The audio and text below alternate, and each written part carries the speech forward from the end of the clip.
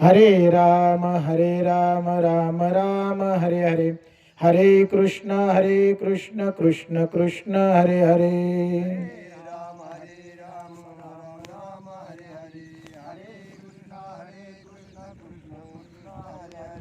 हरे राम राम राम हरे हरे, हरे कृष्ण कृष्ण कृष्ण हरे हरे।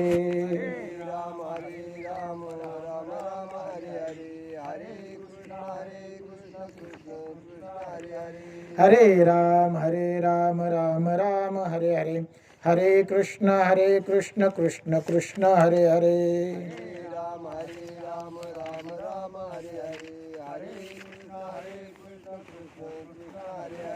हरे राम राम राम हरे हरे, हरे कृष्ण कृष्ण कृष्ण हरे हरे।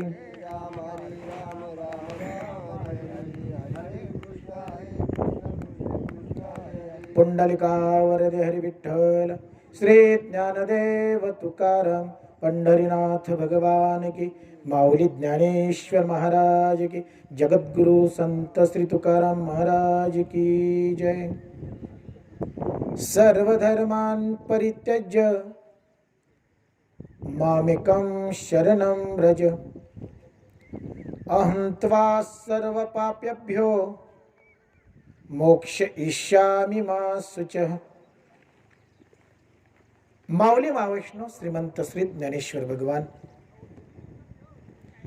आणि भगवान गोपाळ श्रीकृष्णजींनी धर्मक्षेत्री कुरुक्षेत्रावर अर्जुनाला सांगितलेली श्रीमद भगवद्गीता आणि त्या गीतेवर श्रीमंत श्री ज्ञानोबारायांनी ज्ञानेश्वरीच्या रूपाने सुंदर अशी केलेली टीका, त्या ज्ञानेश्वरीतील किंबहुना श्रीमद भगवद्गीतेतील 18वा अध्याय आणि 18व्या अध्यायातील 66 नंबरचा श्लोक आजच्या या दुःखद प्रसंगी प्रवचन रूपी सेवेकरता निवडला। श्रीमद भगवद्गीतेचा शेवटचा अध्याय 18वा अध्याय आणि 18व्या अध्यायामधील 66 नंबरचा श्लोक, सर्व धर्मान परित्यज्य मामेकं शरणं व्रज, अहं त्वा सर्व पापेभ्यो मोक्षयिष्यामि मा शुचः। श्लोकाचा अर्थ सांगतो, नंतर निरूपणाकडे जाऊया। सर्व धर्मान परित्यज्य, हे अर्जुना सर्व धर्मांचा त्याग कर। अर्थ आधी नीट लक्षात घ्या, म्हणजे श्लोक कुठे निरूपण तुमच्या लक्षात येईल। सर्व धर्मान परित्यज्य, हे अर्जुना सर्व धर्मांचा त्याग कर आणि त्याग केल्यानंतर काय कर, मामेकम शरणं व्रज। मामेकम म्हणजे मला, शरण ये। सर्व धर्मांचा त्याग करून अर्जुना तू मला शरण ये, मग काय होईल, अहं त्वा सर्व पापेभ्यो, सर्व पापांमधून तुझी मुक्तता होईल आणि मग मोक्षयिष्यामि मा शुचः, तू नकळत मोक्षाला प्राप्त होशील। एक सूत्र सांगितलं, धर्मांतून सर्व धर्मांतून अर्जुना तू स्वतःला बाजूला कर, सर्व धर्मांचा त्याग कर। बघा बरं का काय सांगतायत, आणि त्याग केल्यानंतर तू काय कर, मला शरण ये। असं जेव्हा तू करशील तेव्हा तुझ्या सर्व पापांचा विनाश होईल आणि तू मोक्षाला प्राप्त होशील। श्लोकाचा अर्थ या ठिकाणी भगवंत सांगतायत की धर्मांचा त्याग कर। खचितच आमच्या मनामध्ये एक प्रश्न उद्भवतो, शंका निर्माण होते की भगवंत गीतेमध्येच सुरुवातीला अर्जुनाला सांगतायत, अर्जुना धर्माचं पालन कर, धर्माचं पालन कर। अर्जुना धर्म टाकू नकोस, अर्जुना धर्माचं पालन कर, धर्माचं आचरण कर, धर्म टाकू नकोस।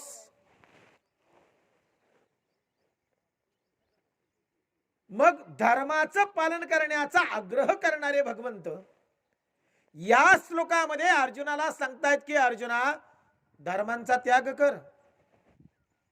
संभ्रम निर्माण झाला ना, मग भगवंत आधी सांगतायत धर्माचं पालन कर, त्यानुसार त्या आज्ञेनुसार जगायचं वागायचं. की आता भगवंत अर्जुनाला आज्ञा करतायत की अर्जुना धर्मांचा त्याग कर, त्या आज्ञेनुसार वागायचं. भगवंत म्हणतायत कोणत्याही परिस्थितीमध्ये धर्माचा त्याग करणं उचित नाही. कोणत्याही परिस्थितीमध्ये धर्माचं आचरण हे झालंच पाहिजे. धर्म हा अनिवार्य सांगितला. मग धर्माचं आचरण जर अनिवार्य आहे तर या ठिकाणी धर्मांचा त्याग कर ही आज्ञा भगवंत का देत आहेत हे जाणून घेणं आवश्यक आहे. श्रीमद भगवद्गीता ज्ञानाचं भांडार आहे आणि मला वाटतं सर्व ग्रंथांमध्ये वरिष्ठम असा ग्रंथ आहे. किंबहुना गीतेच्या बाबतीत असं सांगितलं गेलं की ते गीता शास्त्र विख्यातू सकल शास्त्रांचे मथितू. सकल शास्त्रांचे मथितू ते गीता शास्त्र विख्यातू. सगळ्या शास्त्रांचं मथित, मथित सार, सर्व शास्त्रांचं सार गीता आहे. किंबहुना यच्चायावत विषयांना हाताळणारी एकमेव गीता आहे. असं एकही विषय नाही की गीतेने तो हाताळला नाही. आणि म्हणून गीता समजावून घेणं आणि मांडलेल्या विचाराची पार्श्वभूमी जाणून घेणं हे फार महत्वाचं आहे. नाहीतर गोंधळ होतो. मग माणसं शब्दशः अर्थ घेतात आणि म्हणतात काय नाही भगवंतच म्हणताय धर्माचा त्याग कर, काय अडचण काय धर्म परिवर्तनाला किंवा धर्म दुसरे स्वीकारायला अडचण काय. भगवंत म्हणतात धर्माचा त्याग कर. अरे बाबा धर्माचा त्याग कर म्हणजे दुसरा धर्म स्वीकारा ही गोष्ट नाही सांगितली भगवंतांनी. मुळातच धर्म या शब्दाची व्याख्या, मुळातच धर्म ही संकल्पना आणि गीतेमध्ये धर्म या शब्दाशी अभिप्रेत असलेली जी काही संकल्पना आहे ना ती संकल्पना अजून आम्हाला उलगडलेली नाही. आम्ही धर्म हा शब्दशः त्याचा अर्थ घेतो. धर्म म्हणजे काय हे जाणून घेणं फार महत्वाचं आहे. गीतेमधला धर्म बर का, गीतेनं मांडलेला धर्म, धर्माविषयी गीतेनं मांडलेली संकल्पना नेमकी काय हे आम्हाला आधी समजून घेणं गरजेचं आहे. धर्म म्हणजे काय, कारण बऱ्याच जणांच्या मनामध्ये धर्माच्या वेगवेगळ्या संकल्पना, वेगवेगळे विचार आहेत. धर्म शब्द उच्चारला की माणसं लगेच मनामध्ये विचार करू लागतात. धर्म मग मी हिंदू आहे बर का. धर्म म्हटलं की लगेच माणसांचे विचार घोळायला सुरुवात होतात. मी हिंदू आहे, तो मुस्लिम आहे, तो ख्रिश्चन आहे, तो बौद्ध आहे, तो यहुदी आहे, तो ज्यू आहे, तो जैन आहे, पारसी आहे, शीख आहे. हेच शब्द येतात ना आमच्या मनात धर्म म्हटल्यानंतर. मग खरोखर हे जे शब्द आमच्या मनामध्ये घोळत आहेत की मी हिंदू आहे, तो मुस्लिम आहे, तो बौद्ध आहे, तो जैन आहे, तो पारसी आहे, तो यहुदी आहे, तो ज्यू आहे, हे जे शब्द आहेत खरंच यांना आपण धर्म म्हणतो, हे धर्म आहेत का जरा बारकाईने समजून घ्या बरं का. गीतेमध्ये यांना धर्म म्हटलंय का? हिंदू, मुस्लिम, शीख, ईसाई, जैन, यहुदी, गीता यांना धर्म म्हणते का? गीतेत एखाद्या तरी धर्माचा उल्लेख आलाय का जो आम्ही मानतो? गीता जर हिंदू धर्माचा धर्मग्रंथ आहे तर गीतेमध्ये हिंदू शब्द आलाय का? अभ्यासू माणसांनी याचा विचार करावा. गीतेमध्ये कुठेही हिंदू शब्द नाही. 700च्या 700 श्लोक तुम्ही अभ्यासा, हिंदू शब्द नाहीये गीतेत. कोणत्याही श्लोकात हिंदू शब्द नाही किंवा अन्य कुठल्याही धर्माचं उच्चारण किंवा त्या शब्दाचं उच्चारण गीता करत नाही. फक्त धर्म या शब्दाचा उच्चार करते. पण म्हणून आमच्या मनात अभिप्रेत असलेले जे काही शब्द आहेत ते शब्दांचं उच्चारण गीतेत कुठंच नाही, कुठंच नाही. मग हिंदू धर्माचा धर्मग्रंथ गीता कशी जर त्यात हिंदुत्वाचा उल्लेख नाही, हिंदू शब्दाचा उल्लेख नाही, हिंदू शब्दच आला नाही, आम्ही म्हणतो गीता आमच्या हिंदू धर्माचा धर्मग्रंथ आहे. मग गीता जर आमच्या हिंदू धर्माचा धर्मग्रंथ आहे तर त्या धर्मग्रंथामध्ये त्या हिंदुत्वाविषयी किंवा त्या धर्माविषयी उल्लेख पाहिजे की नको? अभिप्रेतच आहे, पाहिजेच. पण आलाय का? नाही आला. मग आला नाही तर मग तो हिंदू धर्माचा धर्मग्रंथ कसा? बरोबर. कुराण शरीफ मध्ये इस्लाम शब्द किती वेळा आला? बऱ्याच वेळा आला. इस्लाम शब्द बऱ्याच वेळा आला. मग ते म्हणतात हा आमचा धर्मग्रंथ आहे. ठीक आहे, कारण त्याचा उल्लेखच आहे. पण आमच्या गीतेत कुठेही हिंदू शब्द आला नाही. मग आम्ही तरी म्हणतो आमची गीता हिंदू धर्माचा धर्मग्रंथ आहे. कसं? एक सांगू का तुम्हाला, गीता निर्माण झाली ती मुळातच कुणा एका समुदायासाठी निर्माण झाली नाही. बारकाईने विचार करा. भगवंत आणि संत या इहलोकामध्ये या पृथ्वी तलावर जेव्हा अवतरित होतात तेव्हा संतांचं किंवा भगवंतांचं येणं हे कुणा एका व्यक्तीसाठी, एका समुदायासाठी, एका प्रदेशासाठी अजिबात नसतं. आता संतांच्या वाटण्या आम्ही केला तो भाग वेगळा. संत व्यापक आहेत, संत सर्व समावेशक आहेत, संत सर्वांना सामावून घेणार आहेत, संत सर्वांना जवळ करणार आहेत. कुणाचाही अव्हेर, कुणाचाही तिरस्कार संत करत नाहीत. कुणाचाच नाही, जगामध्ये नाही, विश्वात नाही. मग संत जर सर्वांसाठी आहेत तर आम्ही विभागणी का करावी? आम्ही संत वाटले की नाही? ज्ञानोबा आमचे, तुकोबा त्यांचे, गोरोबा त्यांचे, सावता महाराज त्यांचे, खरं आम्ही वाटले ना. चोखोबा राया त्यांचे. संतांनी कुणाच्या वाटण्या केल्या? कुणाच्याच नाही. भगवंत आणि संत हे कुणा एका व्यक्तीसाठी, समुदायासाठी येत नाहीत. त्यांचं येणं असतं ते अखिल मानव जातीच्या कल्याणासाठी. अखिल मानव जात विश्वातली, बरोबर, जगाच्या कल्याणा का फक्त भारताच्या कल्याणा? शब्द कसा आहे? जगाच्या कल्याणा, संतांच्या विभूती, जगाच्या कल्याणासाठी संत झटतात. ज्ञानेश्वर महाराज सुद्धा म्हणतायत की हे विश्वची माझे घर. शब्द नीट ऐका. ही आळंदीच माझे घर नाही, हा महाराष्ट्राची माझे घर नाही, हा भारताची माझे घर नाही, हे विश्वची माझे घर. ही ज्ञानोबरायांची संकल्पना आहे. तेच ज्ञानेश्वर महाराज काय म्हणतायत? अवघाची संसार. फक्त अवघाची भारत नाही, अवघाची महाराष्ट्र नाही, अवघाची संसार. कुठं तिरस्कार, कुठं बाजूला कुणाला ढकलणं अजिबात नाही. अवघाची संसार सुखाचा करीन, आनंदे भरीन तिन्ही लोकी. विश्वव्यापक संकल्पना ज्ञानेश्वर महाराज मांडतायत. किंबहुना सर्व संतांची भूमिका ही विश्व कल्याणासाठीच आहे. संत जगतात, संत आचरण करतात, ते विश्व कल्याणासाठीच करतात. विश्व तारावया आलो, फक्त महाराष्ट्र नाही, विश्व तारावया आलो. विश्व तारण संसारामध्ये जगाच्या कल्याणासाठी संत आले. म्हणून मर्यादित ठेवू नका संतांना. आम्ही बांधलं त्यांना, त्यांच्या विचारांना बांधलं, कुंठित केलं. चोखोबा त्या समुदायाचे बरं का, गोरोबा काका त्यांचे बरं का, मग आमचे नाहीत का? सावता महाराज त्यांचे बरं का, मग आमचे नाहीत का? आम्ही विभागणी केली संतांची. भगवंत सुद्धा जे आले ना, ईश्वर जेव्हा अवतरित होतात ना, ते एका समुदायासाठी होत नाहीत किंवा एका प्रदेशासाठी होत नाहीत. भगवंताचं येणं सुद्धा मानव जातीच्या कल्याणासाठी आहे. म्हणून कुठंतरी ग्रंथांचा विचार करताना आम्ही व्यापक विचार केला पाहिजे. संतांचा विचार करताना त्यांना मर्यादा न घालता ती व्यापकता आम्ही जाणून घेतली पाहिजे, समजावून घेतली पाहिजे. त्यांच्या ठिकाणी असलेली विचारांची व्यापकता आमच्या लक्षात आली पाहिजे.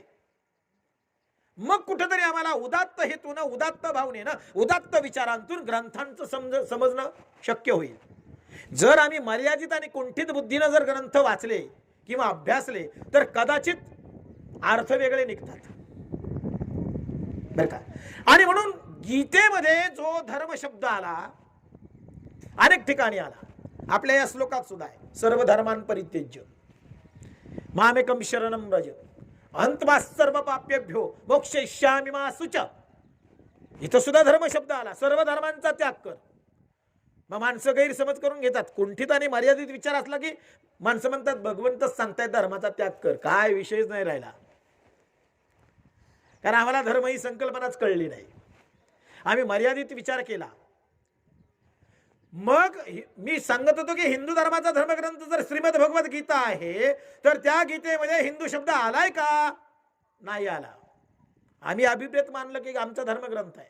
पण एक सांगू का तुम्हाला, गीता हा केवळ हिंदू धर्मीयांसाठीच निर्माण झालेला धर्मग्रंथ नाही, तो अखिल जगातल्या मानव जातीसाठी निर्माण झालेला धर्मग्रंथ आहे. आणि संपूर्ण जगातल्या प्रत्येक मानवानं त्या गीतेचा अभ्यास करावा आणि जीवनामध्ये आचरणात आणावी एवढा व्यापक ग्रंथ आहे श्रीमद भगवत गीता. ती कुठं धर्माच्या संकल्पनेत तिला बांधू नका, कुठं चाकोरीमध्ये गीता ठेवू नका, व्यापक दृष्टीने गीतेचा विचार करा. मग भगवंत म्हणतायत की सर्व धर्मांचा त्याग कर. सुरुवात पहा गीतेची. भगवंत गीतेची सुरुवात करताना शब्द कोणता आहे पहा. फार सखोल जर गेलं तर भगवंत आधी सुरुवातीला म्हणतात धर्माचं पालन कर, आणि हा शेवटचा अध्याय गीतेचा शेवटच्या अध्यायातला 66वा श्लोक आहे. इथं म्हणतात धर्माचा त्याग कर. गीतेची सुरुवातच धर्म शब्द नाही. बघा ना तुम्ही, धर्म क्षेत्रे कुरुक्षेत्रे समवेता युत्सवा मामकः पांडवाश्चैव किम कुर्वत संजया. धृतराष्ट्राच्या श्लोकानं सुरुवात आहे. संजयाला विचारतोय धृतराष्ट्र, धर्म क्षेत्रे, धर्म शब्दानं सुरुवात आहे. म्हणजे धर्म किती महत्वाचा आहे.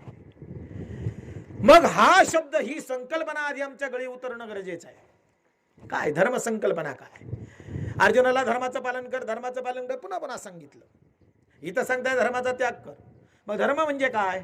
आम्हाला अभिप्रेत आहे तो धर्म का याच्यापेक्षा वेगळं काहीतरी संकल्पना गीता मांडतीये. मी हिंदू आहे म्हणजे मी हिंदू धर्माचा आहे, तो मुस्लिम आहे, तो जे बौद्ध आहे, तो शीख आहे, तो जैन आहे, यहुदी आहे, पारधी आहे, काय असेल पारशी आहे. मग हे धर्म आहेत का? जरा बारकाईने विचार करा बघा. या शब्दांवरच वाद चाललेत. जगामध्ये जे संघर्ष आहेत ना, संघर्ष मला वाटतं या शब्दांमुळे आहेत. इस्लामिक राष्ट्र, हिंदू बहुल राष्ट्र, हिंदू राष्ट्र, हे जे शब्द आहेत ना, कुठेतरी संघर्ष निर्माण झाला बघा तुम्ही. मग मला नाही आमच्याच धर्माचा प्रसार झाला पाहिजे. मग नाना प्रकारे प्रयत्न करून आपापले धर्म वाढवण्यामागे माणसं झोंपली. जगामध्ये हेच चाललंय ना. आमचा समुदाय वाढला पाहिजे, आमची विचारधारा वाढली पाहिजे, प्रसारित झाली पाहिजे, आमच्या विचारधारेचा प्रसार झाला पाहिजे. याच्यासाठीच माणसं झडतात की नाही? बघा तुम्ही बारकाईने विचार करा. संघर्ष जगामध्ये का? हे शब्द आमच्यामध्ये मी तुम्हाला एक सांगू का, धर्माची संकल्पना सोप्या भाषेत सांगू का, सर्वांना सामावून घेतो तो धर्म. बस, सर्वांना सामावून घेतो तो धर्म. कुणाचा तिरस्कार करणं, कुणाविषयी मतभेद ठेवणं हे धर्म शिकवतच नाही. आणि धर्माची सर्वात महत्वाची संकल्पना सर्वसमावेशक, सर्वांना सामावून घेणारा तो धर्म. कुणाला दूर लोटतो, कुणाचा अवहेर करतो, तिरस्कार करतो, संघर्ष घडवितो तो धर्म नाही. आमच्या मनामध्ये वेगवेगळ्या संकल्पना रुजवल्या गेल्या लहानपणापासून, आणि त्यामुळे कुठेतरी तिरस्कार जेव्हा दुसऱ्या विषयी निर्माण होतो ना, तेव्हा समजायचं आम्हाला धर्म समजला नाही समजला. जेव्हा आम्ही धर्म या शब्दाच्या संकल्पनेतून कोणातरी वेगळ्या व्यक्तीचा तिरस्कार करतो, अवहेर करतो, तेव्हा समजायचं आम्हाला सुद्धा धर्माची संकल्पना समजलेली नाही. जर आमच्या मनात धर्म या भावनेतून कुणाविषयी तरी तिरस्कार निर्माण होत असेल, समजायचं आम्हाला धर्म नाही समजला. धर्म तर प्रेम करायला शिकवतो. आमचे साने गुरुजी काय सांगतायत, खरा तो एकची धर्म जगाला. शब्द काय आहेत महाराज? जगाला प्रेम अर्पावे, जगाला, कुणाचाच तिरस्कार नाहीये. हा धर्म आहे, हा खरा तो एकची धर्म. मग तिरस्कार येतो त्याला धर्म समजलाय का? जर दुसऱ्याचा तिरस्कार करतो त्याला धर्म संकल्पना कळली आहे का? म्हणून एक लक्षात घ्या, संघर्ष निर्माण करणं हे धर्माचं काम नाही, संघर्ष घडवणे हे धर्माचं काम नाही.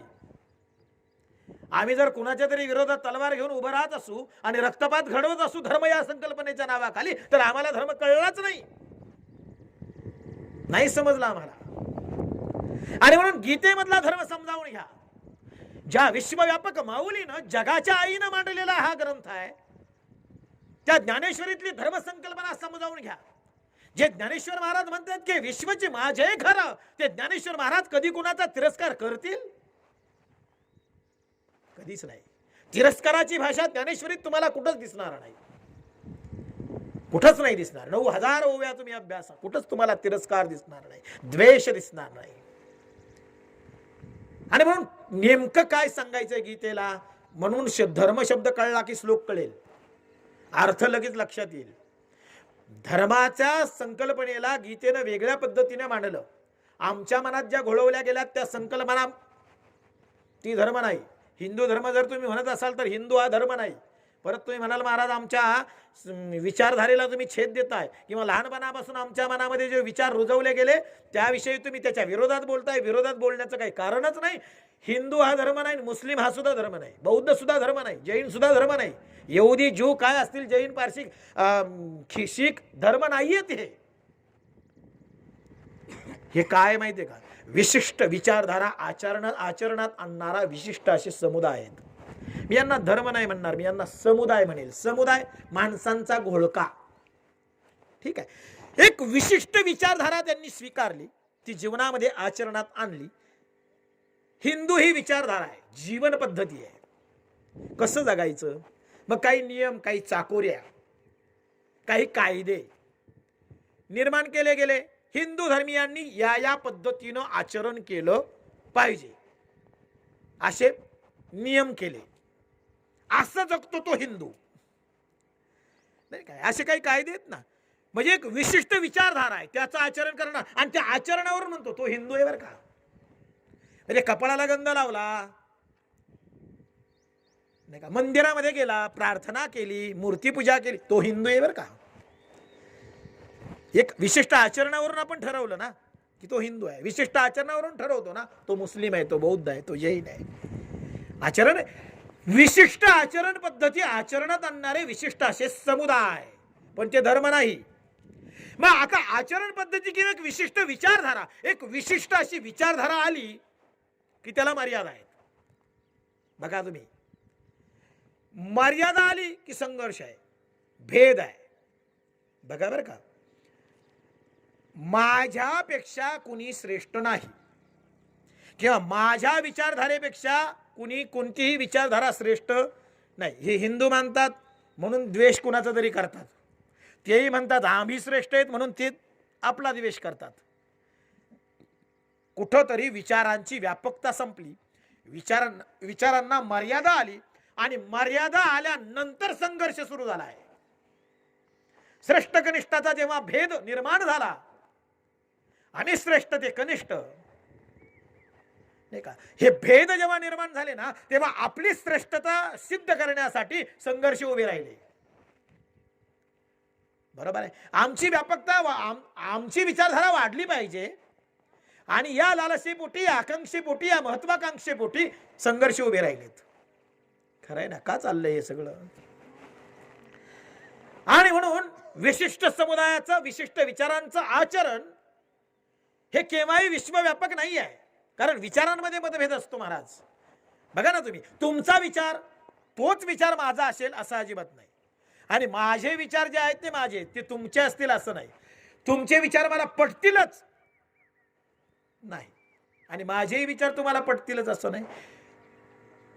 विचारांमध्ये मतभेद आहे, भिन्नता आहे, भिन्नता. जे मला सत्य वाटतं ते तुम्हाला असत्य वाटू शकतं, आणि जे तुम्हाला सत्य वाटतं ते मला असत्य वाटू शकतं. तुमच्या दृष्टीने जे योग्य आहे ते मला अयोग्य वाटू शकतं, आणि माझ्या दृष्टीने जे योग्य आहे ते तुम्हाला अयोग्य वाटू शकतं. शेवटी ज्याची त्याची विचार करण्याची पद्धती आहे. बरोबर आहे. आणि म्हणून जिथं विचारांना मर्यादा आली तिथं भेद वाढला. आणि म्हणून आम्ही असंच वागलं पाहिजे, आम्ही तसंच वागलं पाहिजे, आम्ही जर या समुदायाचे आहे तर आमचं आचरण असंच पाहिजे. हा जेव्हा कुठंतरी दंडक टाकला गेला ना, तेव्हा विचार थांबले, आणि थांबलेल्या पाण्यात गढुळता येते. खरं आहे ना, वाहत्या पाण्याला गढुळता नसते, ते स्वच्छ असतं, तिथं जंतूंची निर्मिती होत नाही. वाहत्या पाण्यात. पण थांबलेल्या पाण्यात, गढूळ पाण्यामध्ये अनेक विकार निर्माण होतात ना. तसे विचार थांबले की विकार निर्माण होतात, हे लक्षात ठेवा. म्हणून विचार वाहते असले पाहिजेत, प्रवाहित असले पाहिजेत. बरोबर आहे. आणि म्हणून विचारांचा प्रवाह अखंड सुरू असला पाहिजे. विचार थांबवू नका. थांबले, त्याला बांध घातला की गढूळता येईल, मग कुठेतरी विकार येतील. विकारांतून द्वेष निर्माण होईल, द्वेषातून संघर्ष घडतील. सूत्र आहे. थांबलं की विकार, विकारांतून द्वेष, द्वेषातून संघर्ष. म्हणून आम्ही धर्माविषयीचे विचार थांबवलेत. आम्ही एका विशिष्ट चाकोरीतच आम्हाला स्वतःला बांधून ठेवलं, धर्म या संकल्पनेच्या विषयी सुद्धा. म्हणून गीतेमध्ये कोणता धर्म सांगितला ते नीट ऐका. गीतेमध्ये कोणता धर्म सांगितला ते बारकाईने ऐका बरं का. गीता समजायची आहे ना, तर बारकाईने हा शब्द एक समजून घ्या की मग गीता बरीचशी कळेल. गीतेत हिंदू धर्म नाही सांगितला, बिलकुल डोक्यातून काढून टाका. आपण आग्रह करतो की आमचा हिंदू धर्माचा धर्मग्रंथ आहे गीता, म्हणजे मग तो फक्त मक्तेदारी तिच्यावर आमचीच आहे, असं जर आम्ही आग्रहानं म्हटलं तर ते चुकीचं ठरेल. कारण गीतेत कुठं हिंदुत्वाचा किंवा हिंदू संकल्पना आलेलीच नाही. आली का नाही त्याचा इतिहास वेगळा आहे. की गीता जेव्हा निर्माण झाली, ती गीता निर्माण झाली ती 6000 वर्षापूर्वी जवळजवळ. तेव्हा हिंदुत्व ही संकल्पनाच नव्हती. हिंदुत्व संकल्पना केव्हा आली? 5000, 5500, पावणे 6000 वर्षाच्या आसपास, 5500 वर्षाच्या आसपास सिंधूच्या किनारी राहणारी जी काही सिंधू संस्कृती निर्माण झाली. सिंधू संस्कृती, आता तो इतिहास मला सांगायचा नाही कारण आपलं विषयांतर होईल. सिंधूच्या किनाऱ्यावर राहणारे सिंधूचे अपभ्रंश झालेले हिंदू, हिंदू. मग तो ती संकल्पना त्या संस्कृतीतून निर्माण झाली. गीता त्याच्या आधीची, म्हणून तिथं हिंदुत्वाचा उल्लेख येण्याचा काही विषय येत नाही. सिंधू संस्कृती निर्माण होण्याच्या आधी गीता आहे. त्यामुळे कुठं हिंदुत्वाचा उल्लेख गीतेत आलेला नाही, येण्याचं काही कारण नाही. आणि कोणत्याच धर्माचा उल्लेख आलेला नाही. हा, मग हिंदू ही संकल्पना 5500 वर्ष जुनी असावी सुमारे. मग त्याच्या आधी धर्म ही संकल्पना होती की नाही? होती ना. त्याच्या आधी गीता निर्माण आहे आणि गीतेमध्ये धर्म हा शब्द आलेला आहे. मग कोणता धर्म? आपण म्हणतो की हिंदू धर्म सर्वात जुना धर्म सांगितला किंवा पुराण जुना धर्म आहे, जुना. पण म्हणून 5500 वर्षाच्या कालखंडामध्ये ही संकल्पना आहे. त्याच्या आधी सुद्धा धर्म होता, त्याच्या आधी सुद्धा विचारधारा होती बर का. ती विचारधारा कुठून आली? गीतेमध्ये 4थ्या अध्यायामध्ये सांगितलं, सूर्यानं मनुला, म्हणून विश्वाकुला वगैरे वगैरे, ती जे काही परंपरा आहे ती सांगितलेली. तो धर्म तेव्हापासून चालत आलाय. म्हणून आमच्या धर्माला आम्ही सनातन धर्म म्हणतो. सनातन, सनातन, सूर्यापासून सनातन तेव्हापासून आहे. म्हणून आमच्या विचारधारेला जी मूळ विचारधारा आहे, हिंदुत्व शब्दाच्या आधीपासून असलेली, तिला, त्या मूळ विचारधारेला मर्यादाच नाही. ती अखंड वाहत आली आणि पुढे अखंड वाहणार आहे. लक्षात घ्या, ही प्रत्येक मानवाची विचारधारा आहे. मग गीतेने कोणता धर्म सांगितला? पुन्हा त्याच प्रश्नाकडे जाऊया. जर हिंदुत्व ही संकल्पना अस्तित्वात येण्याच्या आधी जर गीता निर्माण झाली आणि त्या गीतेमध्ये जर धर्म शब्द आलाय, तर मग तो कोणता धर्म? भगवंत म्हणतात की अर्जुन धर्माचं पालन कर. मग अर्जुनाचा कोणता धर्म आहे? हिंदू. अहो, नव्हतीच ती संकल्पना तेव्हा. मग अर्जुनाचा धर्म कोणता? गीता कोणता? भगवंत कोणता धर्म आचरण करायला सांगतायत हे बरं काही नाही का. भगवंत म्हणतायत की अर्जुना, तू क्षत्रिय आहेस. वर्ण परंपरा, ब्राह्मण, क्षत्रिय, वैश्य, शूद्र, ही जी विभागणी आहे ही कर्मांनी आहे बरं का, गुणांनी आहे. ती जातीवर आधारलेली नाही. आम्ही ते नंतर त्याची जातपातीत अडकवलं. ब्राह्मण कोण? ब्रह्म जानानी स ब्राह्मणा. ब्रह्म जाणतो तो ब्राह्मण. जातीवरून कुणी ठरत नाही. आचरण श्रेष्ठता ज्याची तो ब्राह्मण, ज्याच्या आचरणात श्रेष्ठता आहे, जो ज्ञानार्जन करतो आणि जो ब्रह्म जाणतो तो ब्राह्मण. जाणणे, माहित करून घेणे वेगळं, जाणणे वेगळं, माहिती असणं वेगळं आणि जाणून घेणं वेगळं. फक्त माहिती मिळवणं वेगळं असतं आणि अनुभवातून कळणं वेगळं असतं. ब्रह्माविषयी माहिती सांगणारे बरेच आहेत, अव्यक्त, निराकार सांगणारे बरेच आहेत, पण जाणलाय का? जाणणं वेगळं. म्हणून जाणतो तो ब्राह्मण, हे लक्षात घ्या. सांगतो तो ब्राह्मण नाही. ब्रह्माबद्दल मी किती सुरुवात केली तर सुरुवात ब्रह्मापासून जर की बरंच मांडता येईल. म्हणून काय कुणी सांगण्यावरून ब्राह्मण ठरत नाही. जाणतो का? जाणतो का? जाणणं महत्वाचं आहे. म्हणून अर्जुना, तू एक क्षत्रिय आहेस. युद्धभूमीवर युद्धाच्या लालसेनं तू उतरलेला आहेस. तुझ्या समोर दुष्ट आचरण करणारी, अनाचार अत्याचार करणारी, विकृतीनं वागणारी, मानवी जीवन मूल्यांना पायदळी तुडवणारी माणसं उभी आहेत, जे दुष्टाचरण करतायत, ज्यांच्यामुळे मानवजात धोक्यात आहे, त्यांना तुला संपवायचं आहे. तू त्याच्यासाठी उभा आहेस. बघा बरं का गीता काय सांगते. म्हणून रशियामध्ये आमच्या गीतेवर आक्षेप घेतला गेला. म्हणाले गीता हिंसाचाराला प्रोत्साहन देते. गीता हिंसाचाराला प्रोत्साहन देते. गीता सांगते हत्या केली तरी हरकत नाही. पण कुणाची? कुणाची? अधर्मानं वागणाऱ्या, अनितीनं वागणाऱ्याला, अत्याचार करणाऱ्याला आणि मानव जातीसाठी धोका निर्माण झालेल्या व्यक्तींना संपवणं, अर्जुना हा धर्म आहे. ही गीता सांगते. ही गीता सांगते. धर्म गीतेनं काय सांगावं? अर्जुना, तू क्षत्रिय आहेस. आता ज्या भूमिकेत तू आहेस त्या भूमिकेच्या अनुषंगानं तुला काही इति कर्तव्य आहेत. त्या कर्तव्यांचं पालन करणं हा तुझा धर्म आहे.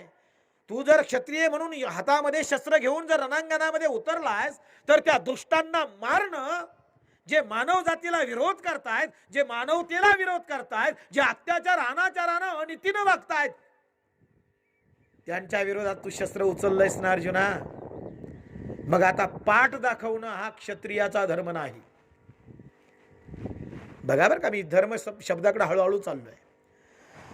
कोणत्या भूमिकेत तुम्ही आहात त्या भूमिकेवरून तुमचा धर्म ठरतो. कोणत्या भूमिकेमध्ये तुम्ही आहात?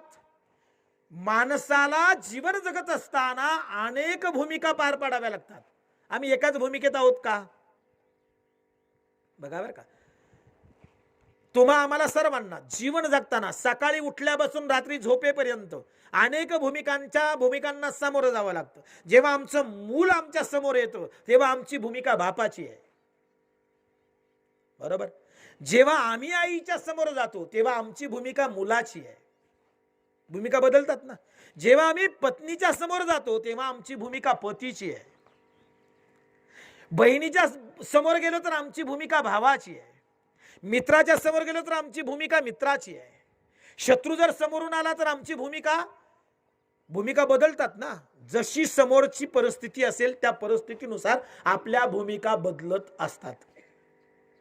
मग भूमिका बदलली की त्या भूमिकेनुसार त्या भूमिकेची कर्तव्य कर्म सुद्धा बदलली. जर मुलाच्या संबंधाने आम्ही एक पिता म्हणून वावरत असू तर त्या मुलाचं संगोपन करणं, त्याचं लालन पालन करणं, त्याला जीवन यशस्वीतेनं जगता येईल असे संस्कार देणं पिता म्हणून आमचं कर्तव्य आहे, आमचा धर्म आहे. बघा बरं का, जर मी माझ्या आईच्या समोर आहे, ती म्हातारी आहे, तिला चालता येत नाही, ती थरथरती आहे, तिची इंद्रिय गलित गात्र झाली, ती वृद्ध आहे, तिला आता जीवन जगणं शक्य नाही, अशा म्हाताऱ्या वृद्ध आईला मुलाच्या भूमिकेतून तिला सांभाळणं, तिचं लालन पालन करणं हा माझा पुत्र धर्म आहे. मान्य आहे? मान्य आहे. जर आम्ही बहिणीच्या समोर आहोत तर त्या बहिणीचं रक्षण करणं, तिच्या संकटांमध्ये तिला सहकार्य करणं भाऊ म्हणून माझा धर्म आहे की नाही. म्हणून आपल्याकडे शब्द आहेत पहा, पती धर्म, पुत्र धर्म आहेत नाही शब्द. मग धर्म हा शब्द भूमिकेच्या अनुषंगानं बदलतो बरं का. जो आई वडिलांचा सांभाळ करत नाही तो पुत्र धर्माला मुकला, तो धर्माच्या विरोधात वागला. म्हणा आपण म्हणतो अरे काय अधर्मी माणूस आहे रे, तो आई वडील सांभाळत नाही. अधर्मी का ठरला? कारण त्यानं त्याचा धर्म टाकला. पुत्र या भूमिकेतून त्याचा जो धर्म आहे आई वडिलांचा सांभाळ करणं, हा धर्म त्यानं सोडला म्हणून तो अधर्मी ठरला. खरं आहे ना. मग धर्म म्हणजे काय? तुमच्या माझ्या जीवनामध्ये आलेल्या भूमिकेनुसार निर्माण झालेली तुमची माझी जी काय इति कर्तव्य आहेत, कर्तव्य कर्म आहेत, तोच आमचा धर्म आहे. मग आई या भूमिकेतून ती फ्रान्सची असो, अमेरिकेतली असो, इंग्लंडची असो, जपानची असो, आई भूमिकेची कर्तव्य बदललीत का? आई धर्म बदललाय का? मुलगा धर्म बदलतो का? बदलतो तो तर अधर्मी ठरेन. मुद्दा लक्षात येतोय ना? गीतेमध्ये कोणता धर्म सांगितलं? तुमची कर्तव्य कर्म हाच तुमचा धर्म आहे. जगात कुठेही जा, बाप तो बाप, आई ती आईच, मुलगा तो मुलगाच, आणि त्या अनुषंगानं येणारी कर्तव्य कर्म हा त्याचा धर्म आहे.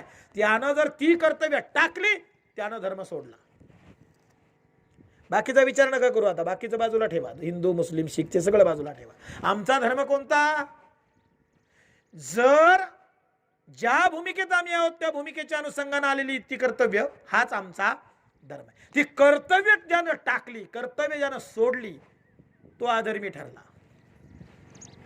आता भगवंत काय म्हणतायत? धर्माचं पालन कर अर्जुना, धर्माचं पालन कर अर्जुना. म्हणजे काय? तू क्षत्रिय म्हणून मैदानात उतरलायस ना, रणांगणामध्ये, तर आता तुझं कर्तव्य काय? युद्ध करणं, युद्ध करणं, दुष्टांचा संहार करणं, हा तुझा धर्म आहे. आणि तू जर आता रणांगणात शस्त्र टाकतोयस, मी युद्ध करणार नाही म्हणून नकार देतोयस, मग तुझा धर्म राहिला का? मुद्दा लक्षात घ्या. आता इथं सांगतायत सर्व धर्मांचा त्याग कर, सर्व धर्मां परित्यज्य. म्हणजे काय? तुझ्या कर्तव्य कर्मांना टाकून दे. जर आपण शब्दशः अर्थ घेतला तर तुझ्या कर्तव्य कर्मांना टाकून दे. म्हणजे आता तुझ्या भूमिकेतून, भूमिकेच्या अनुषंगानं तुझ्या आजूबाजूला जी काही कर्तव्य आहेत ती कर्तव्य बाजूला कर. म्हणजे मग काय करायचं? आता समजा कर्तव्य कर्म हा जर धर्म आहे, तर आईचं संगोपन करणं हा माझा जर धर्म असेल पुत्र या भूमिकेतून, तर इथं सांगतायत ती सर्व धर्मां परित्यज्य. म्हणजे मग आता काय? आईचं सांभाळ करणं सोडून द्यायचं, आई वडिलांना सांभाळायचं नाही. भगवंतांनी सांगितलं धर्मांचा त्याग कर. तुमच्या शब्दानुसार जर कर्तव्य कर्म हा जर धर्म आहे, तर मग आता सर्व धर्म परित्याज्य म्हणजे कर्तव्यांचा त्याग कर, असा अर्थ घेऊ ना आपण. म्हणून पहा विक्षेप कसा होतो. सर्व धर्मां परित्यज्य याचा अर्थ असा आहे, एक तर कर्माचा त्याग कधी होत नाही, कधीच नाही होत. कर्मत्याग संभवत नाही. जरी 4थ्या अध्यायामध्ये कर्मसन्यास सांगितला, माफ करा 4थ्या नाही 5व्या अध्यायामध्ये कर्मसन्यास सांगितला. कर्मसन्यास म्हणजे कर्माचा संन्यास घेणं, कर्मापासून संन्यास घेणं, कर्म बाजूला करणं. तरी शक्य आहे का हो? कर्म किती सूक्ष्म आहे. कधी कर्माचा त्याग होऊ शकतो का? कधीच नाही, कधीच नाही. जोपर्यंत आम्ही शरीराच्या आश्रयाला आहोत तोपर्यंत कर्मत्याग संभवत नाही. कर्मांचा त्याग होऊ शकत नाही. बघ आता त्याग कसा करायचा? सर्व धर्मां परित्यज्य, त्याग कसा करायचा? त्याग तर होत नाही, कारण प्रत्येक इंद्रियांची कर्तव्य कर्म आहेत. डोळ्यांचं कर्तव्य काय? डोळ्यांचं काम काय? पाहणं. कानांचं ऐकणं, नाकाचं गंध, त्वचेचा स्पर्श, प्रत्येक इंद्रियांचा विषय ठरलेला आहे. मग कधी कर्माचा त्याग होईल का? डोळ्यांचं पाहणं थांबेल, कानाचं ऐकणं थांबवायचं किंवा कसं थांबेल? जरी आम्ही ठरवलं तरी ते शक्य नाही, शक्य नाही. काही कर्म ऐच्छिक असतात, काही अनैच्छिक असतात. काही आपल्या इच्छेनं आपण करू शकतो, पण काही आपल्या इच्छेनं घडत नाही. आपण ठरवलं पचन थांबवायचं, थांबेल का? तेही कर्मच आहे. आम्ही ठरवलं डोक्यातले विचार थांबवायचे, तरी थांबत नाही. रात्री झोपलेलो असलं तरी स्वप्न रूपाने विचार सुरूच आहे. मेंदू हे असं इंद्रियाचे अविरत कार्य करतो. आपण झोपलेलो असलं तरी मेंदू मात्र जागा असतो, हे लक्षात ठेवा. म्हणून त्याचंही काम आपण थांबवू शकत नाही. रक्ताभिसरण थांबवू शकतो का? थांबलं तर काय होईल? काही कर्म अनैच्छिक आहे, हृदयाची धडधड हेही कर्मच आहे. मग ते थांबवता येईल का? ते आपल्या अधीन आहे का? नाही ना, ते अनैच्छिक आहे. ते आपल्या इच्छेवर नाही घडत, आपल्या इच्छेनं नाही चालत. कर्मांपासून आपण स्वतःला विमुक्त बाजूला करू शकत नाही. मग त्याग कसा करायचा? हा फार महत्वाचा मुद्दा आहे. एक लक्षात घ्या, कर्म केव्हा बांधतं? बांधणं आणि सोडणं. बरोबर. आम्ही तुम्ही सर्वजण कर्मानं बांधलेलो आहोत. का बांधलेलो आहोत? त्याचं कारण आहे, आम्ही स्वतःला कर्ता समजतो. मी केलंय, मी करतोय, माझा आहे. जर मालकी हक्क सांगितला तर त्या संबंधाने येणारा परिणाम सुद्धा आपल्याला भोगावा लागतो. माझं म्हटलं की ते चिकटतं. मुद्दा नीट लक्षात घ्या. एक बाबा नाशिकला सेवाग्राम एक्सप्रेस मध्ये बसले. एक 4-5 वर्षापूर्वीची सत्य घटना. त्यांना वर्ध्याला जायचं होतं. काहीतरी 65च्या आसपास त्यांचं वय. सेवाग्राम एक्सप्रेस मध्ये बसले आणि ते निघाले. पुढे भुसावळ स्टेशनला रेल्वे थांबली. रेल्वे थांबल्यानंतर एक 20-25 कॉलेजचे तरुण पोरं, एक भली मोठी ट्रंक माहिती, पेटी, पत्र्याची पेटी पण मोठी अशी, 4-5 जणांनी ती धरलेली आणि ती भली मोठी पेटी घेऊन बाबा ज्या डब्यामध्ये बसले होते रेल्वेच्या, त्या डब्यात ते मुलं आली. पेटीच्या अवतीभोवती आजूबाजूला त्या डब्यात उभी राहिली. रेल्वे सुरू झाली. एक 2-4 मिनिटांनं रेल्वे पुढे निघाली. पुढे मनमाड स्टेशनवर गेल्यावर रेल्वे पुन्हा थांबली. आता थांबल्यानंतर ती जी मुलं होती ती मुलं उतरली डब्यातून. डब्यातून उतरल्यानंतर त्या डब्यात कोण होते? ते 65 वर्षीय वृद्ध बाबा बसलेले होते. ते बघत होते की मागच्या स्टेशनवर ही मुलं आली, यांनी ही भली मोठी ट्रंक आणली आहे, आता या स्टेशनवरती मुलं उतरली आहेत. बाबा बघत होते आपल्या सीटवर बसल्या बसल्या. आता मुलं उतरली, पण 2-4 मिनिटांनंतर रेल्वे पुन्हा सुरू झाली, पण मुलं काही डब्यात आली नाहीत. बाबांनी विचार केला कदाचित घाई गडबडीत डब्यात चढायचे राहून गेले, तर दुसऱ्या मागच्या डब्यात चढले असतील, येतील पुढच्या स्टेशनवर. म्हणून बाबा काही त्यांनी बसूनच राहिले. ते पुढच्या स्टेशनवर जेव्हा पुन्हा रेल्वे थांबली, बाबांनी वाट बघितली, मुलं काही डब्यात आली नाही. आता पेटी मात्र तिथंच आहे बरं का. बाबांनी विचार केला की 2 स्टेशन मागे पडले तरी या पेटीचं मालक असलेली जी काही 20-25 मुलं होती, ती मुलं काही डब्यात आली नाही. म्हणजे ही मुलं नक्की पेटी विसरून गेले किंवा सोडून गेले. आता ती पेटीला मालक कुणीच नाही. त्या पेटीला मालक. बाबांनी विचार केला, एवढ्या पेटीत जर हिरे मोती सोनं नाणं असं जर का काही असलं आणि ते जर आपल्याला मिळालं तर आयुष्याची वनवनच थांबली. पुढच्या 7 पिढ्या बसून खातील एवढी मोठी पेटी, एवढं धन जर आपल्याला मिळालं तर. बाबांनी हा विचार केला. बाबा सीटवरून उठले, पेटीवर जाऊन बसले. मालकच नाही म्हणाले पेटीला, आता आपली म्हणायला हरकत नाही. 2-3 स्टेशन वाट बघितली, मुलं काही आली नाही, आता पेटी आपलीच. बाबा पेटीवर जाऊन बसले. रेल्वे चालतच राहिली. पुढे वर्धा स्टेशन त्यांचं आलं. स्टेशन आल्यानंतर बाबांनी लगबग सुरू केली. पेटी उचलायला काही जमेना, कारण ती जड होती. कोणाला तरी मदतीला बोलावलं, थांबायचं चालू ठेव. कोणाला तरी मदतीला बोलावलं. मदतीला बोलावल्यानंतर एक जण आला, हात लावला पेटीला. बाबांच्या डोक्यावर ती पेटी उचलून दिली. उचलून दिल्यानंतर बाबा डब्यातून खाली उतरले आणि चालायला लागले. एक 20-25 पावलं चालून गेल्यानंतर एका हवालदारानं बाबांना हटकलं आणि विचारलं, बाबा कुठून आलात? म्हणाले, नाशिकवरून आलो. बर, डोक्यावर? म्हणाले, पेटी आहे. कुणाची आहे? माझीच आहे म्हणले साहेब. पेटी बाबांची आहे का? नाही बरं का. पण बाबा काय म्हणतात, दादा पेटी कुणाची आहे? माझीच आहे म्हणाले साहेब. म्हणाले, एक काम करा, पेटी खाली उतरावा. म्हणाले, काय झालं साहेब? काय नाही म्हणाले, मागे एक खून झालाय आणि ते प्रेत या रेल्वेने येते अशी सूचना आम्हाला पूर्व सूचना मिळाली आहे. त्यामुळे आम्ही प्रत्येक माणसाची झडती घेतोय. तेव्हा तुम्ही काय करा, तुमची पेटी खाली उतरवा, आम्हाला पेटी तपासायची, बघायची. बाबा म्हणाले, अहो कशाला त्रास देता साहेब? म्हाताऱ्या माणसाकडे काय असणार आहे आणि मी कशाला खून करू? जाऊ द्या साहेब म्हणले, कशाला झडती घेताय? पेटीत तरी काय कपडे लत्ते दुसरं काय असणार मला नाही म्हाताऱ्या माणसाचं. अहो म्हणाले काही असू द्या बाबा, पण बघणं तर गरजेचं आहे. आमचं काम आम्हाला करू द्या, तुम्ही पेटी खाली उतरवा, आम्ही बघतो आणि तुम्हाला सोडून देऊ, काय अडचण नाही. म्हणजे हवालदारानं हात लावला, ती पेटी खाली घेतली. खाली घेतल्यानंतर म्हणाले बाबा पेटीला भलं मोठं कुलूप आहे, उघडायची पेटी, चावी द्या. आता पेटीत जर बाबांची नाही तर चावी असेल कुठून? बाबाने उगा आपलं नाटक केलं, इकडं तिकडं हात लावले, खिशे चाचपले. म्हणले साहेब चावी घरी विसरलो बरं का.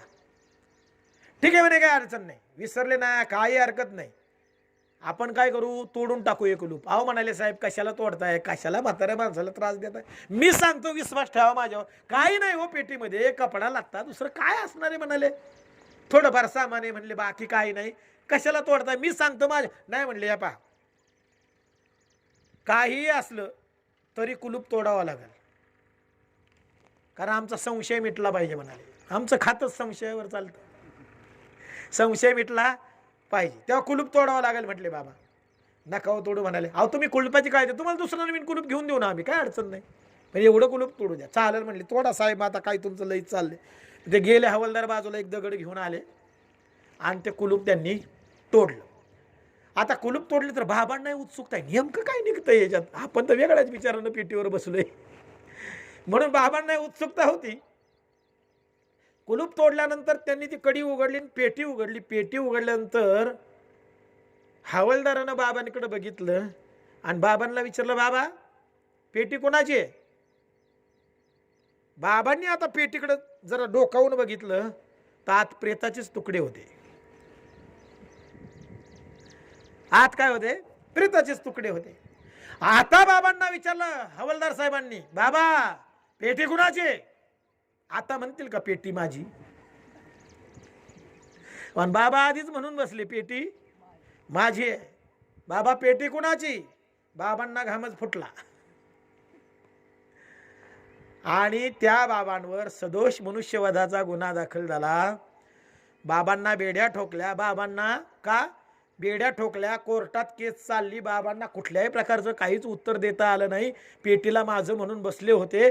शेवटी बाबांना 20 वर्षाची जन्मठेपेची शिक्षा झाली आणि बाबा 20 वर्षासाठी तुरुंगात गेले. किंबहुना त्यांचं आयुष्यच पुढचं तुरुंगातच संपणार होतं.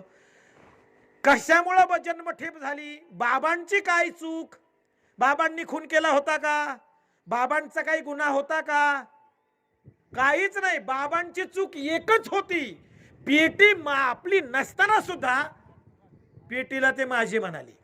एवढी चूक आहे ना बाबांची, एवढी चूक आहे ना. पेटीला माझं म्हणाले तर 20 वर्षासाठी तुरुंगात बंद व्हावं लागलं, बंधनात अडकावं लागलं. एका पेटीला बाबा माझे म्हणतात तर त्या बाबांना 20 वर्षांची जन्मठेप होते. आपण जन्माला आल्यापासून मरेपर्यंत आपलं मालकीचं काहीच नसताना सगळ्यालाच माझं माझं म्हणतो, मग आपल्याला किती जन्मांची जन्मठेप व्हावी? Give me answer. एका पेटीला फक्त बाबा माझे म्हणतात तर त्यांना 20 वर्षांची जन्मठेप झाली. तर आपण जन्माला आल्यापासून मरेपर्यंत आपल्या मालकीचं काहीच नसताना सगळं माझं माझं म्हणतच जगतो, तर आपल्याला किती जन्मांची जन्मठेप व्हावी? म्हणून लक्षात घ्या, जन्म घेणे लागे वासनेच्या संगे. वासना संपली, जन्म घेणे बंद. सिद्धांत आहे. कर्म केव्हा बांधतं? जेव्हा त्या कर्माच्या ठिकाणी मी माझं म्हणून जेव्हा आपण जगतो ना, तेव्हा कर्म बंधनकारक ठरतं. म्हणून जेव्हा त्या कर्माच्या मागचा कर्ता हटला ना आणि नैष्कर्मतेतून नैष्कर्म भावनेनं, निष्काम भावनेनं जेव्हा आम्ही कर्म करू ना, तेव्हा कर्मातून आपोआप सुटू. अहो मी केलंच नाही, पेटी माझी नाहीच आहे, तर बेड्या घालण्याचा काय प्रश्न येतो? जन्मठेपेचा काय प्रश्न येतो? अहो मी करतच नाही, मी करता नाहीच आहे. म्हणून संतांनी आम्हाला परोपरीनं सांगितलं की निमित्ताचा धनी केला असे प्राणी माझे माझे म्हणून व्यर्थ गेला, वाया गेला, काय असेल ते निमित्त मात्र होता मी, निमित्त. म्हणून कोणतंही कर्म करताना मी करतो या भावनेतून न करता माझ्याकडून कुणीतरी करून घेतंय, तसं वास्तविक आपण काही करतच नाही. नथिंग, काहीच करत नाही आपण. आपण फक्त घडणाऱ्या घटनांना साक्षीभूत आहोत. घडणाऱ्या घटनांमध्ये आपण फक्त साक्षीभूत आहोत, साक्षी न आहोत. शेक्सपियरला कदाचित कळलं असेल बरं. शेक्सपियर एक वाक्य फार छान बोलून गेला, the world is a stage and we all the characters. The world is a stage. हे जग म्हणजे एक रंगमंच आहे, रंगमंच. आणि त्या रंगमंचावर वावरणारी तुम्ही आम्ही वेगवेगळी पात्रे आहोत. स्टेजवर सिंहासनावर बसलेल्या व्यक्तीनं स्वतःला राजा समजू नये. तो फक्त 3 तासापुरताच असतो. खरं आहे ना. त्यानं एकदा स्टेज सोडलं का त्याचं राजे पण सुद्धा संपलं. तो स्टेजवर सिंहासनावर बसून मोठ्या ऑर्डर देतो, कोण आहे रे तिकडे. दासदाशा त्याला हवा घालत असतात त्या पंख्यानं, पण ते स्टेजवर आहे. मग तो खरंच राजा आहे का. त्याची भूमिका ती आहे, म्हणून त्या अनुषंगाने स्टेजवर तो वावरतो. तशी त्याची भूमिका वेगळी आहे, तो वेगळा आहे, तो राजा नाही आहे. तसं आम्ही आम्हाला काहीतरी समजत असतो. मी शिक्षक आहे, मी मंत्री आहे, मी शेतकरी आहे, मी शिपाई आहे. या आपल्या भूमिका आहेत, हे लक्षात ठेवा. प्रत्येकाची भूमिका वेगवेगळी आहे या रंगमंचावर. एक दिवस आपल्याला त्या भूमिकेतून उतराई व्हायचं आहे, पडदा पडणार आहे, हे लक्षात ठेवायचं. फक्त एकच करायचं, त्या रंगमंचावर असं काही वावरायचं आणि आपली भूमिका अशी काही वठवायची की बघणाऱ्यानं टाळ्या वाजवल्या पाहिजेत. आपल्या भूमिकेवर टाळ्याच वाजल्या पाहिजेत अशी भूमिका रंगवायची. अस्खलित व्यवस्थित आपली भूमिका आपल्याला पार पाडायची आहे, जी काही नियमित आपल्याला नियमित करून दिली आहे. खरं आहे ना. म्हणून जीवन जगताना सुंदर जीवन जगा, उत्तम विचारांमध्ये जीवन जगा. कुणाचा द्वेष नको, कुणाचा मत्सर नको, कुणाविषयी क्रोध नको, कुणाविषयी आकस नको. सुंदर जीवन जगा, जीवनाचा अर्थ समजून जीवन जगा. आणि ज्यांना जीवनाचा अर्थ समजून जे जीवन जगतात ना, ते आत्महत्येकडे जात नाही, त्यांना अर्थ कळलेला असतो. बरं का. फार सुंदर आहे जीवन. प्रत्येकाची भूमिका सुद्धा सुंदर आहे, आपल्याला ती वठवता आली पाहिजे. राजाची भूमिका ज्याला मिळाली ना, मग त्याची भूमिका पाहून शिपायाची भूमिका करणारा म्हणतो, त्याला राजा केलं, मला केलं असतं तर. अरे बाबा, तू शिपाई आहेस, तू तुझी भूमिका छान कर. त्याला त्याची भूमिका आहे, तो त्याला त्याची भूमिका करू दे, नाही का. द्वेष भावना कुठंतरी आपल्या मनात विकृती निर्माण करतात, आणि म्हणून द्वेष भावना नको. निवळ आणि नितळ जीवन असावं, डाग नको. जीवन संपवत असताना, भूमिका संपवत असताना, जेव्हा आपण माग केलेल्या भूमिकेचा विचार करतो ना, तेव्हा विचार करताना माझ्याकडून काही चुकलं तर नाही. जर काही चुकलं असेल तर तेवढी भूमिका साकारून सुद्धा त्याच्या मनात खंत असते, ते चुकलं बरं का माझं. पण जेव्हा त्याला जाणवतं ना का माझी भूमिका एकदम व्यवस्थित मी पार पाडली, तेव्हा स्टेज सोडताना सुद्धा तो आनंदी असतो ना. तो भूमिका करणारा स्टेज सोडताना जो खुश आहे, काय नाही रे आपली भूमिका एकच नंबर झाली. पण त्याने जर काहीतरी चुकीचं वाक्य वापरलं, बोलला असेल किंवा चुकीचं स्टेजवर वर्तन केलं असेल तर सोडताना सुद्धा म्हणतो, नाही रे ते चुकलंच बरं का माझ्याकडून. खंत असते, खंत. तसं जीवन जगत असताना आपली भूमिका व्यवस्थित करा. जीवन संपवताना, जेव्हा जीवनाचा शेवट आपल्या समोर उभा राहील ना, तेव्हा मागच्या भूमिकेचा विचार करताना आपल्या चेहऱ्यावर हसू पाहिजे. माझी भूमिका मी व्यवस्थितच केली पाहिजे ना, हसू, समाधान पाहिजे ना. म्हणून कबीरदास फार सुंदर सांगतात, कबीरा कबीरा जब हम पैदा हुए जग हसे हम रोए. कबीरदास जी काय सांगतात, जब हम पैदा हुए जग हसे हम रोए. जन्माला येताना प्रत्येक जण रडतच जन्माला येतो, रडतच. प्रत्येकाचा जन्म रडतच होतो, पण जग आनंद साजरा करतो. आईला आनंद, बापाला आनंद, मामाला आनंद, भावाला आनंद, पेढे घ्या पेढे घ्या. काय हो, मुलगा झाला मुलगा झाला. आपण जो जन्माला आला तो रडत आला. कबीरा, जब हम पैदा हुए जग हसे हम रोए. मदीपा सुंदर बोलतायत कबीरदासजी. ऐसी करणी कर चलो. आता आलोयच ना जन्माला, रडत का होईना पण आलोय ना, जन्म झालाय ना, मग आता काय करा. ऐसी करणी कर चलो हम हसे जग रोए. आता जीवनामध्ये असं जीवन जगा की मरताना आपल्या चेहऱ्यावर हसू पाहिजे आणि जगाच्या डोळ्यात पाणी पाहिजे. आपला मृत्यू होत असताना 4 अश्रू आपल्या मृत्यूवर पडले पाहिजेत. 4 माणसं हळहळली पाहिजे. नाही रे, चांगला माणूस आहे, नको जायला. वाईट झालं रे, चांगला व्यक्ती गेला. हा जीवनाचा विजय महाराज. तुम्ही काय कमवलं हे महत्वाचं नाही. किती करोड रुपये तुमचे बँकेत आहेत आणि किती मजली घर आहे, किती 4 चाकी तुमच्या घराच्या समोर आहे आणि किती एकर जमीन आहे, हे महत्वाचं नाही. दुसऱ्याच्या डोळ्यात तुम्ही किती अश्रू कमवले, ते अश्रू म्हणजे तुमची श्रीमंती आहे. तुम्ही किती माणसं कमवली, तुम्ही किती माणसं जमवली, हीच तुमची श्रीमंती आहे. बाकी सब झूठ आहे. काय घेतलं काय. आपण आलो तेव्हा सुद्धा अंगावर कपडा सुद्धा नव्हता, जाताना सुद्धा नसणार आहे. रिकाम्या हाताने आलो, रिकाम्या हाताने चाललो. जो लिया यही से लिया. मालकी कुणाची. जन्माला येताना काय मालकी होती का कोणा, कशावर आपली, कशावरच नव्हती. आपण नंतर मालकी प्रस्थापित केली. हे एवढं माझं आहे बरं का, हे इथून तिथपर्यंत हे नंतर आहे. जाताना मालकी संपली. अहो घेतलंय ती इथंच घेतलंय, सोडून इथंच जायचंय. आपलं काय. आता तू मालक आहे बाबा, तू गेल्यावर दुसरं उतार्यावरचं नाव बदललं जाणार आहे, लगेच मालक बदलला जाणार आहे. म्हणून लक्षात ठेवा, संसार आहे तिथंच आहे, मालक बदलतात. एसटी तीच आहे, प्रवासी बदलतात.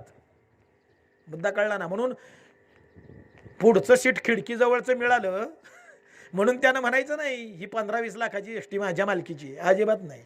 त्यानं एकच भान ठेवायचं, आपलं स्टेशन आल्यावर आपल्याला उतरावं लागेल. एसटी त्याच्या मालकीची नाही, प्रवासी बदलत राहतात. तसं जग आहे तिथंच आहे, आमचं येणं जाणं सुरू आहे. खरंय ना. माणसं म्हणतात झाडं पळत्यात. झाडं कसली पळत्यात. तू गाडीत बसलाय, तू पळतोय म्हणून झाडं पळताना दिसतात. झाडं आहे तिथंच आहेत, पळणं आमचं सुरू आहे. लक्षात घेतलं ना. तसं जग आहे तिथंच आहे, काहीच बदलत नाही. फक्त आमचं येणं जाणं सुरू आहे. आला जन्माला, जगला, मेला. आला जन्माला, जगला, मेला. आमचं येणं जाणं सुरू आहे. मुद्दा लक्षात येतोय ना. म्हणून काय करा, आम्ही आमचं येणं हे विशिष्ट कारणाने आहे. कुठंतरी आम्ही बांधले गेलो होतो. कारण या जगामध्ये कोणतीही घटना, कोणतंही कर्म विनाकारण घडत नाही.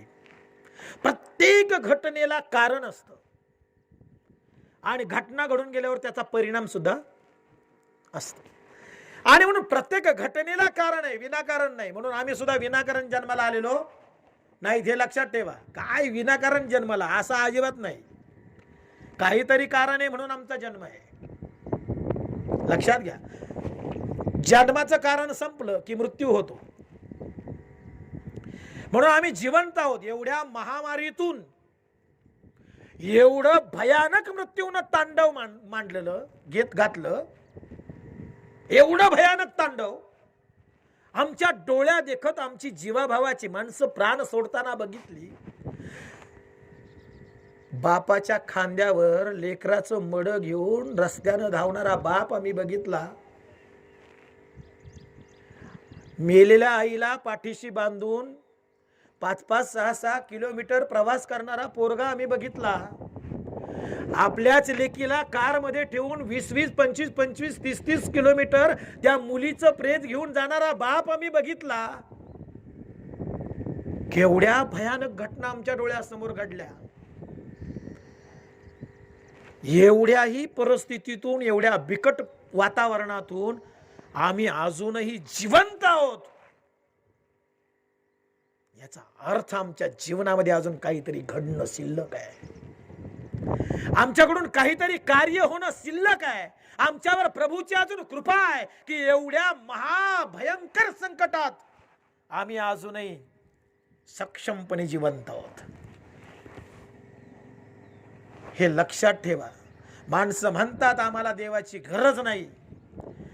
या लई जणांनी प्रश्न केले, म्हणाले काय हो या कोरोनाच्या काळात देवानच दार बंद करून घेतले,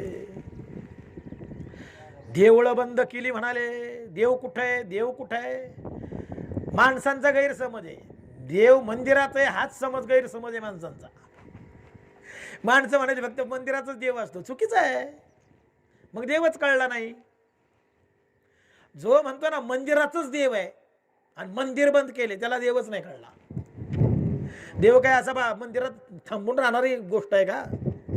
तो सर्वव्यापक आहे आणि विविध रंगानं विविध रूपानं नटला आहे,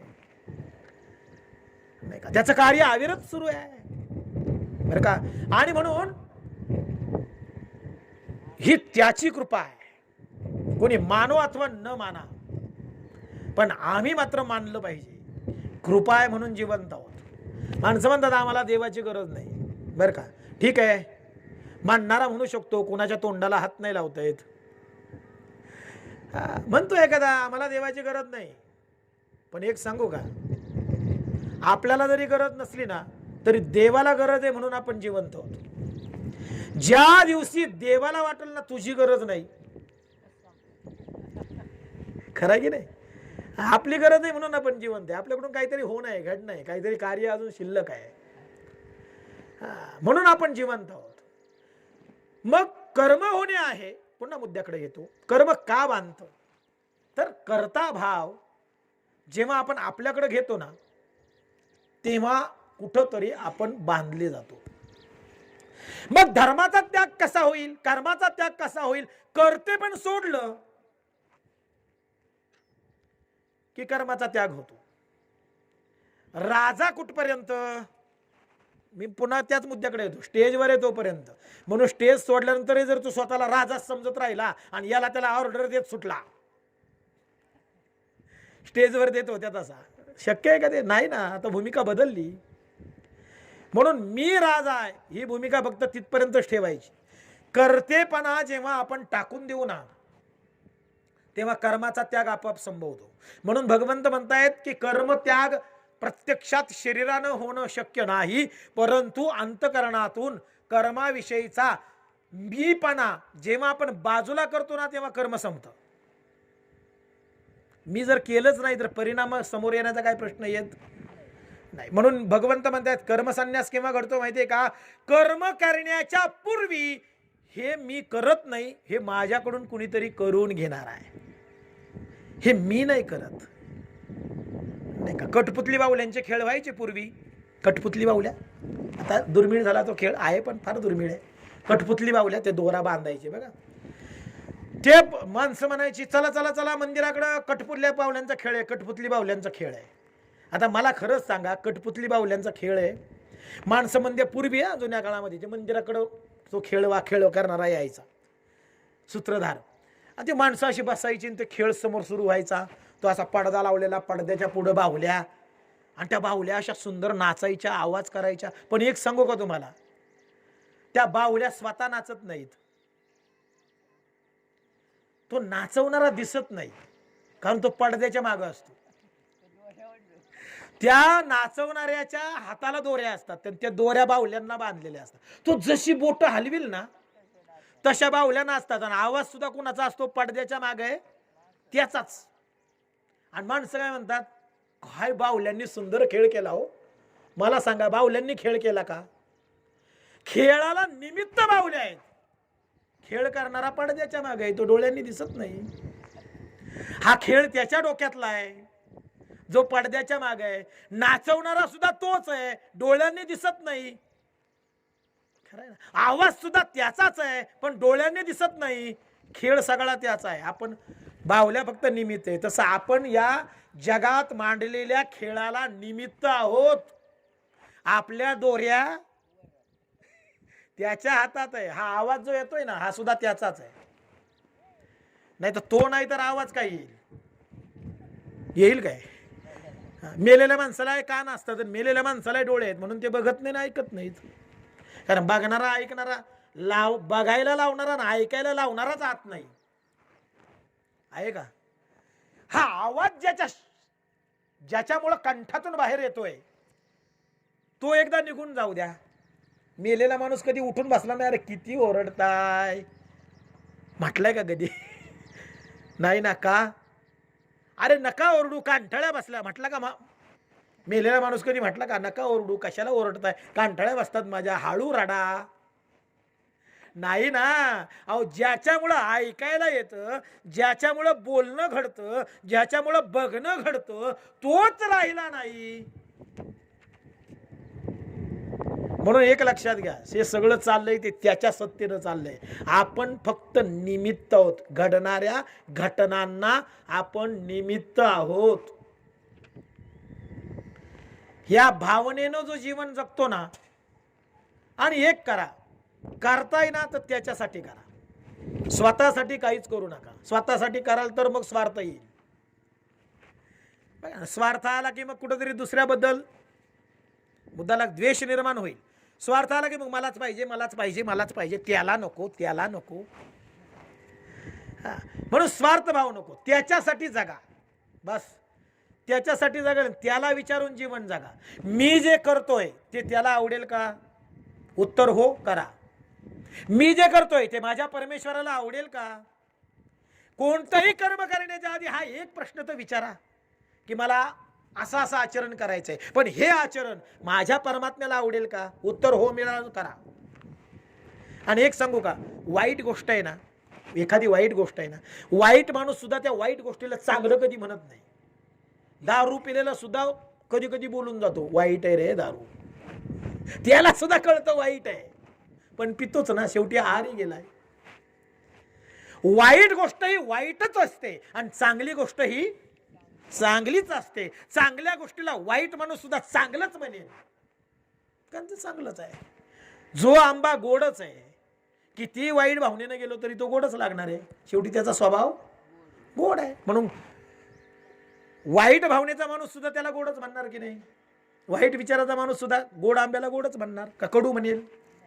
नाही. चांगलं ते चांगलंच असतं. आणि म्हणून चांगल्या गोष्टी जीवन जगताना करा. कर्ता भाव बाजूला ठेवून समर्पणानं जीवन जगा. आणि जेव्हा भगवंत माझ्याकडून काहीतरी करून घेतोय, हे त्याच्या सत्तेनं घडतंय. चाले हे शरीर कोणाची या सत्ते, कोण बोलवितो हरिवीन. म्या बोलविल्या वेदू बोले, म्या चालविल्या सूर्य चाले, म्या हलविल्या प्राणू हले, जो जगाते. वृक्षाचेही पान हाले ज्याचे सत्ता. ही सत्ता त्याची आहे, आपली सत्ता कुठंच नाही, कुठंच नाही. आपण म्हणतो मी एवढ्या जमिनीचा मालक आहे, मी एवढ्या संपत्तीचा मालक आहे. आपली सत्ता कुठंच नाही. आपण गेल्यावर सत्ता संपली, संपत्तीची वाटणी झाली, जमिनीची वाटणी झाली, अनेक मालक झाली. 10 एकरचा हा एकटाच होता, हा गेल्यावर वाटणी झाली. बरोबर आहे ना? 4 लेकरांना 2.5 गेली, आता परत 2.5 एकराचे 4 मालक झाले. मालकही बदलले. म्हणून एक लक्षात ठेवा, संपलंय, थांबायचं. चालतं, थांब 1-2 मिनिटात लगेच. म्हणून कुठंतरी आविर्भाव, मीपणा, करतेपणा, माझं माझं म्हणणं, या सगळ्या गोष्टी बाजूला ठेवा. समर्पित जीवन जगा. आम्हाला भरपूर काही 2 वर्षात शिकायला मिळालं. अहंकार नको, अभिमान नको. करोडोंची संपत्ती असलेले सुद्धा संपले. पाण्यासारखा पैसा दवाखान्यात घातला पण वाचले नाहीत. अहंकार पैसाही वाचवत नाही आणि तुमची मालकीही तुम्हाला वाचवत नाही. आम्हाला भरपूर काही शिकायला मिळाले, सांगण्याची आवश्यकता नाही. एकच करा, स्वज्वळ सुंदर जीवन जगा. परमेश्वरानं आम्हाला जिवंत ठेवलंय. समजायचं आहे की आपल्यावर कृपा आहे. आता त्या परमेश्वरानं हे जिवंतपणा आम्हाला जो दिलाय तो सत्कर्णामध्ये आम्हाला लावायचा आहे. चांगल्या विचारांमध्ये आम्हाला जीवन जगायचं आहे. वाईट विचारांचं जीवन नको. शेवटी वाईट करणाराही मरणारच आहे, चांगलं करणाराही मरणारच आहे. मग वाईट करून मरण्यापेक्षा चांगलं करून मेलेलं काय आहे? म्हणून चांगलं जीवन जगावं, स्वच्छ जीवन जगावं. भगवंत सांगतायत बाबा रे, सर्व धर्मांचा त्याग कर, म्हणजे सर्व कर्मांच्या ठिकाणी मीपणा जो आहे, कर्तेपणा जो आहे, तो कर्तेपणा बाजूला कर, म्हणजे मग कर्मत्याग संभवतो. आणि अशा पद्धतीनं निष्काम भावनेनं जेव्हा तू जीवन जगशील आणि मला शरण येऊन जीवन जगशील, मामेकम शरणम व्रज, मग काय होईल, सर्व पापांपासून तुझी मुक्तता होईल आणि तू मोक्षाला प्राप्त होशील. असा सुंदर अर्थ या श्लोकामध्ये आमच्या गीतेनं आमच्या समोर मांडला. एवढी सुंदर गीता आहे, उत्तम आचार पद्धती आहे. गीता ज्याच्या जीवनात उतरली ना महाराज, त्याचं जीवन सोन्याचं होतं. आणि म्हणून प्रत्येकाच्या जीवनामध्ये गीतेचे विचारांचं आचरण असावं, अशी या ठिकाणी तुम्हा सर्वांना विनंती करतो. आपल्या सर्वांना या ठिकाणी पुन्हा एकदा हात जोडून विनंती करतो, सर्वांनी काळजी घ्या. शिथिलता जरी नियमांमध्ये सरकारनं दिलेली असली तरी मागच्या लाटेमध्ये जी चूक आम्ही केली ती चूक आता करू नका. दुसरी लाट किती भयानक आली ते आपण डोळ्यांनी बघितलं. मागच्या लाटेमध्ये आम्ही आमचा समज असा करून घेतला की याला कोरोना संपलं बरं का, आता काही नाही, माणसं बिंदात झाली आणि बेफाम वावरली. त्याचा परिणाम दुसरी लाट. म्हणून शिथिलता जरी आली तरी कोरोना गेलेला, निर्बंध जरी उठवलेले असले तरी कोरोना गेलेला नाही, ही पक्की खुणगाठ ठेवा. आणि आपले नियम एक लक्षात घ्या, सरकार तुम्हाला सांभाळू शकत नाही, दवाखाने तुम्हाला सांभाळू शकत नाही, पोलीस यंत्रणा तुम्हाला सांभाळू शकत नाही. तुमची काळजी तुम्ही स्वतः घ्यायची आहे. म्हणून जे नियम सांगितले की मास्क लावा, सॅनिटायझरचा वापर करा, हात धुवा, डिस्टन्स ठेवा, या गोष्टी इथून पुढे आम्हाला ठेवायच्याच आहेत.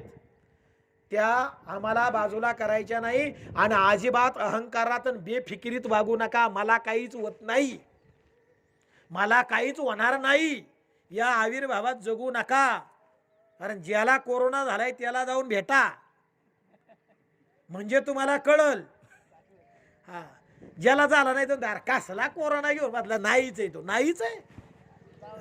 ज्यानं 35 लाख घातलेत आणि 15-15, 20-20 रेमडेसिवीर टोचून घेतलेत, स्टेरॉइड ज्यानं घेतलंय आणि जे आता म्युकरमायकोसिसचा सामना करतायत त्यांना विचारा कोरोना आहे की नाही.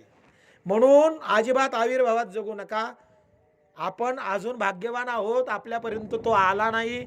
आणि जे आला ते बरे झाले तेही भाग्यवान आहेत. अजिबात आपल्या आजूबाजूला फिरकू देऊ नका. आणि त्याला एकच गोष्ट करा, काळजी घ्या, स्वच्छता ठेवा, मास्क लावा, सॅनिटायझरचा वापर करा, अंतर ठेवा, सरकारनं जे नियम दिलेत त्याचं पालन करा, गर्दीत जाऊ नका. या सगळ्या गोष्टींचं पालन करा आणि सुंदर जीवन पुढं आपल्याला आपली वाट बघताय. या आशेपोटी आपण जीवन जगतो, ती आशा तुमच्या मनामध्ये पल्लवित राहू द्या. हे संकट आलंय ते जाणारच आहे, ते सर्वदा टिकणार नाही. काही कालावधीसाठी आमच्यावर निर्बंध आहेत, ते आम्ही फक्त जपले पाहिजेत. एवढं फक्त या ठिकाणी तुम्हाला सांगेन. आज ज्या